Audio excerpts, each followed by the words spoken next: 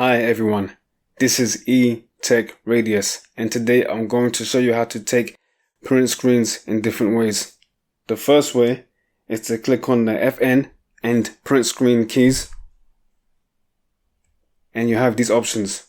Make sure that this option here is highlighted. This is the camera, so this is used to take print screens. And go over here to choose the different options. The first way is using a rectangle, and that will print screen a part of your desktop. So I'll print screen this part.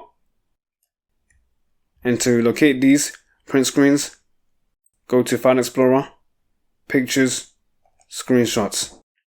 Now another way to access ways to print screen is to press the Windows and print screen keys, and now take a complete screenshot of your desktop, and then you find it once again in the same location, screenshots within pictures.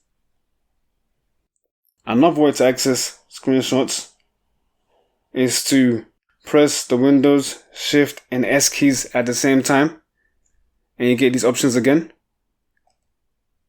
And I'm going to select Freeform, and this is the way you can use it.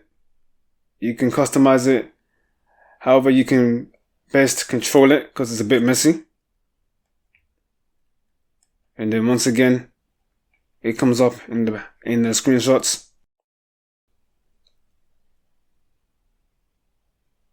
And another way to take screenshots,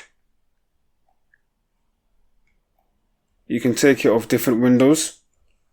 So once again, I'm going to press Windows, Shift and S to go back to the options. And then I'm going to select the window option. And as you can see, you can take a print screen of one of the open apps on your desktop. And there you go. These are the 4 different ways to take a screenshot using Windows 11. I hope you enjoyed watching that video. It was clear. And if you did enjoy watching the video, please like, subscribe. Take care.